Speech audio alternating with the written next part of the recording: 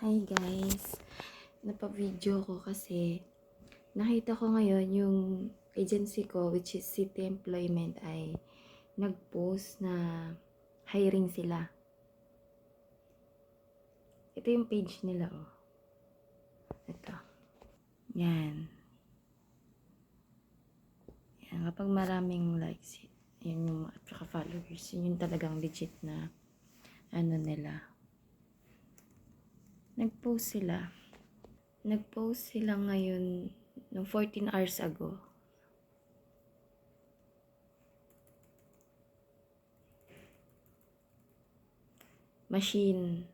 For mail lang ngayon. For mail.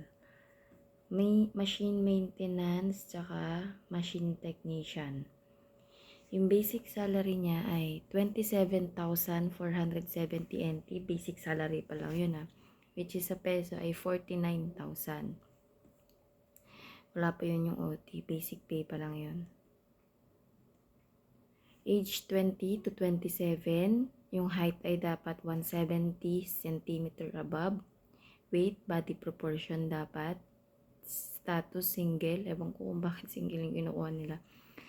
Ang mga requirements ay valid passport, valid up to 5 years. Dapat may mga 5 years pa daw. Dapat na. Hindi na pwede yung mga 1 year pa. Mga valid. Kasi nga diba ngayon nagbago na yung passport. 10 years ano na yun. Valid dapat up to 5 years. Kasi yung contract dito ay 3 years. Sinabi ko kasi dati sa video ko, nag-apply ako 6 months na lang yung validity ng passport ko. Pero pinanggap pa rin naman ako. Ewan ko lang ngayon kasi 6 years ago na yun. Siguro hindi ba na nila yung ano. Yun nga, yung sabi ko na requirements, UMID ID or SSS certificate or national ID with SSS employment history, contribution, member details. TIN number, voter's ID or voter's certificate, pag-ibig, PEOS, at saka e-reg. Yun yung mga kinukuha online. Madali lang yun kapag basta nasabi ko na yun sa previous na video ko yung kung saan nag-o-online ng PEOS tsaka e-reg. Meron din namang gumagawa online yun pero ingat lang din siya mga scammer. School diploma, birth certificate or PSA, Form 102 with receipt, no late register from 21 years old above at saka vaccination certificate or yellow card. Yun yung mga requirements na hinahanap. Kahit hindi machine operator yung hinahanap nila sa mga factory workers, same lang din ng mga requirements na nabanggit ko.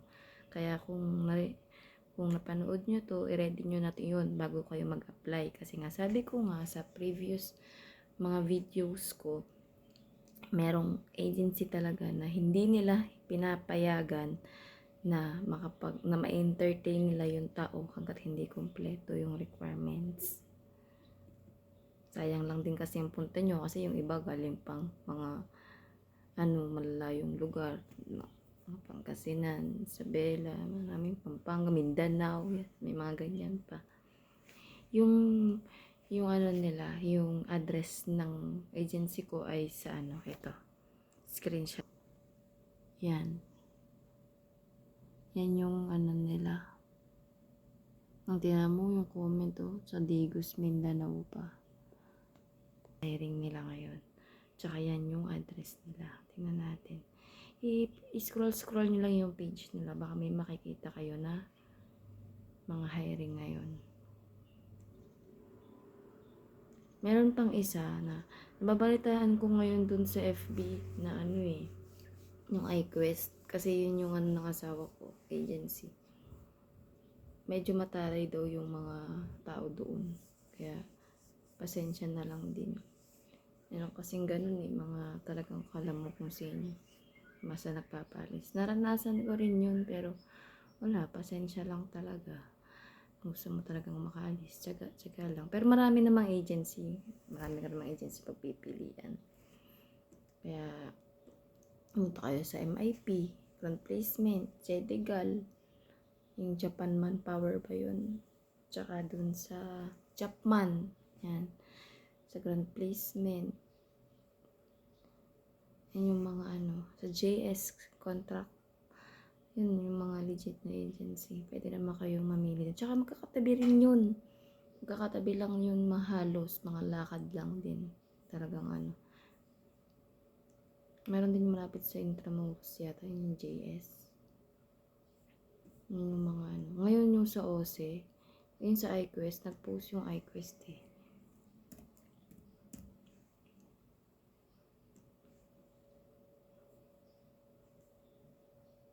Ito oh. Nag-post sila sa iQuest na alam mo yung hiring nila 230 factory workers. Ito naman yung page nila. Pakita ko sa inyo. Yan. Yan yung page nila.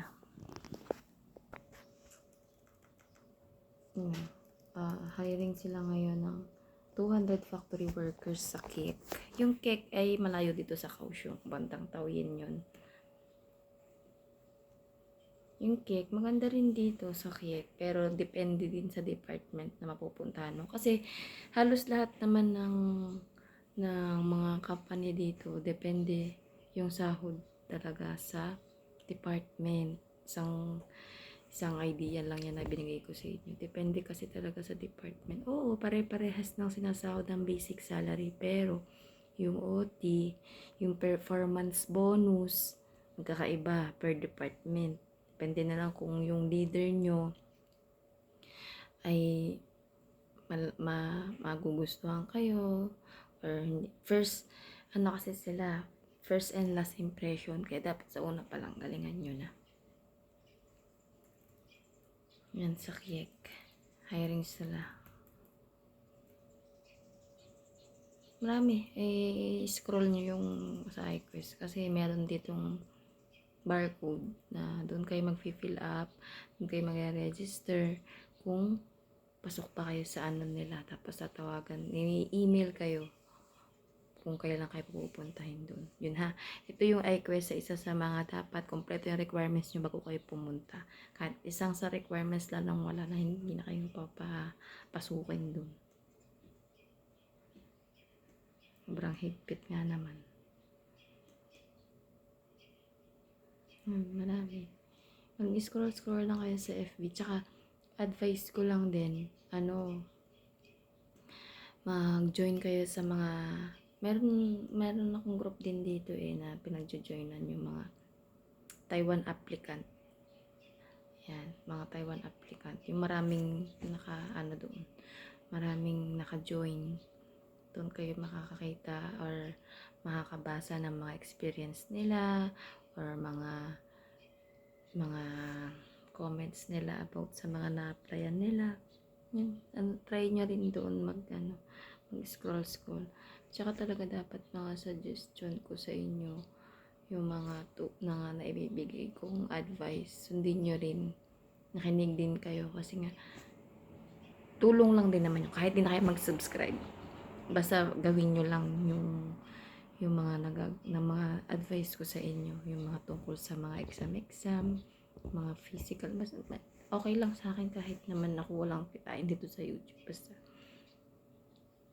syempre tulong na rin, sharing is caring, ika nga nila. Gusto ko naman maraming sabihin, kaso hindi ko lang alam kung ano yung mga tatanungin nyo. Basta pag may naisip lang ako na hiring, yun, pinopost ko agad sa video ko. Okay, susunod ulit. Thank you.